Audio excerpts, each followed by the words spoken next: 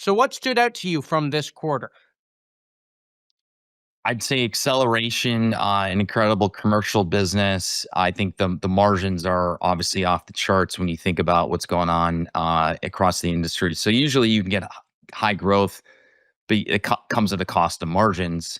And you see this in companies like Snowflake and others that don't have big margins. But what really stands out is just incredibly high growth, incredibly high margins, and as Dr. Alex Karp comments, the CEO, that it's rare to have both spinning at the same time. So, I think they've got a little bit of lightning in the bottle as it relates to their platform. They're obviously resonating really well with the commercial businesses.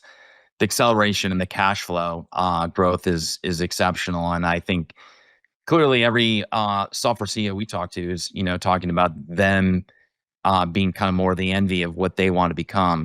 Mark Benioff at Salesforce talks about FDEs and having forward deployed engineers. That's kind of the new talk of the town. So Palantir's really set the pathway. They've led. They've done a phenomenal job on the fundamentals. And I'd say the other thing is they were incredibly calm. Usually they're throwing spitballs and snowballs at everyone's head on Wall Street. He was more reserved, I think, focused on the quality of what they're producing rather than it being a pep rally with cheerleaders and them with zingers shooting everyone on Wall Street. Why do So you that think really stood out. why do you think he opted for that approach this time? Well, I think probably for the last 17,000 calls in a row, he's had some choice words for Wall Street and said that no one believes, and we proved everyone wrong, and he sounds like he's the victim, and I'm just like, look, stop being defensive and just get on offense and play your game and say, look, we had a great game. Here's our numbers. Like the numbers are the numbers. Wall Street's smart enough to figure this out. He doesn't need them to chase them away. So. I think that was a good change of behavior. Certainly can't help himself on certain comments, but I'd say he was a lot more reserved. And as we said in our title of our note, it was a humble confidence, which I think everyone felt like that was a good change in tone. When we had you on our show 6 months ago, this was 2 quarters ago, we were talking about where the growth was coming from, and one of the things that you mentioned at that point was you said a lot of the growth is coming from inbound customers right now. They don't even really have a traditional sales and marketing team the way that maybe other software companies had built it out. And if I remember your comments correctly, you said, "Imagine if what the company could do if they had, a more traditional sales force." Is that still the case today? It is. I think they talk about the traditional software world was a steak dinner and golf and all those great things, and they don't need that. What they need is a great product, and it's basically inbound where Joe or Cindy who are at XYZ company are having a result. That's a better viral sales model than someone on an outbound sales call. So I think this concept that they've had, which is don't focus on the traditional sales model, focus on the quality of the product. It's unique, right? It's paid off. I mean, there are other companies like Atlassian who tried this for a while, and then you have to hire salespeople to kind of shepherd things along. But yeah, I think you go back to, I think, my dream list for them was always, can they take a very complicated technology and dumb it down and make it for the mass market? I think they're proving that they can do this. The Tesla model, right? When the first Tesla came out was kind of the analogy I had, which is how do you bring it to nurses and creative professionals and plumbers, right? And now you're seeing that the entire world can drive a Tesla because the costs are lower. I think the second was creating a more humble senior management team. I think they're starting to do that. And the third is the go to market piece. I don't think they've fully solved, but I think that ultimately they the product quality is speaking for itself. But again, like I said, if you had that individual with a supported ecosystem of system integrators, you think about what they could do would be magical. And again, I don't think they have that because he constantly bashes how bad their sales team is. He's Right. done it for almost every single call that I've listened to, and he did it again and made some comments about last night. So yeah, I mean, I think there's still room for improvement, and which is pretty incredible given the numbers they're putting up. But if I was them, the number one advice I would have is stop saying that you have a crappy sales team and start focusing on who's your right go-to-market leader, who are these people, who are the system integrators, who's the supporting channel that's going to really help you, because it's going to catch up to them at some point, right? You can only play that playbook for so long, and you're going to need that. So we believe that's going to happen. What do you think is holding them back then from building out that team? I mean, talking about the challenges here, obviously the backdrop for software stocks at large too is that we see that even numbers that are great in some cases, I'm thinking about ServiceNow, right? Investors think that the stock has gone too far and they bring you down really quickly. What do you think are the challenges here for the company?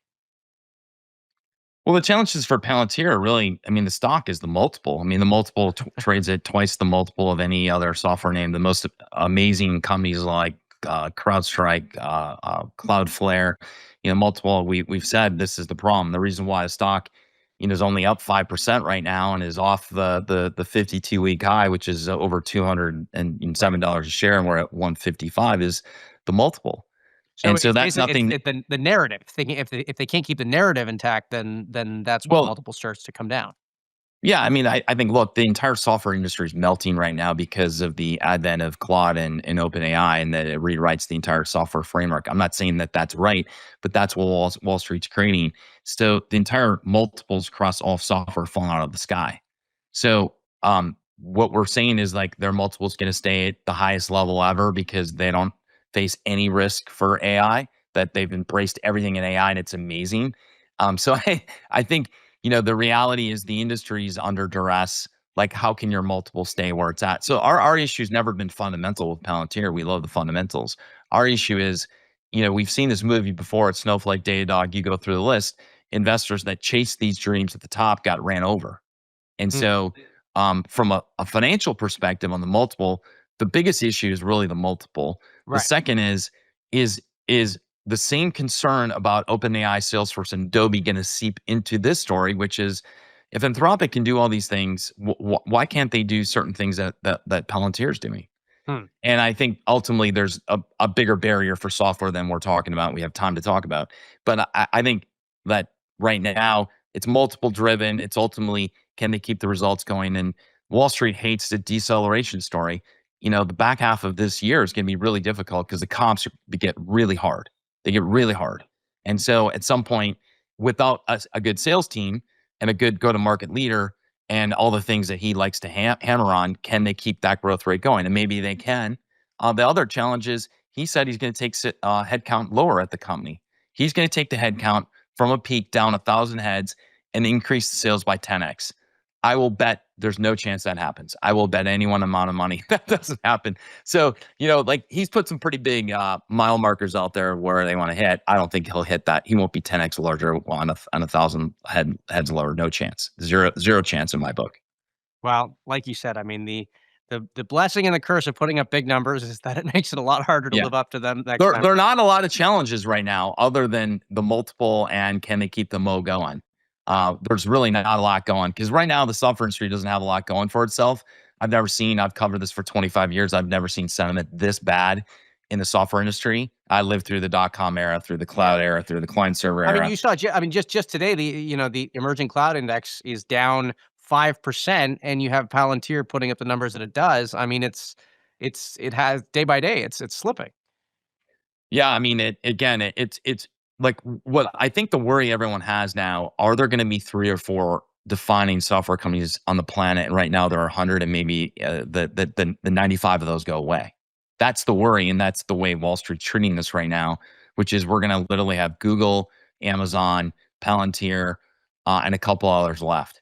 And I hope that world doesn't happen.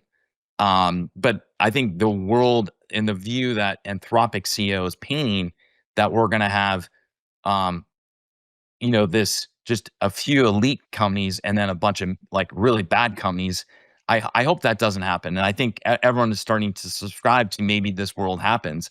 That's not good for any of us. Well, Um, let me ask you one more quick question before I let you go then. So in a world where OpenAI and Anthropic go public then. And we don't know what's going to happen with their share prices, but the narrative is there certainly with those companies. I mean, do investors having exposure to those companies like that, does that mean, a further drawdown in software stocks then?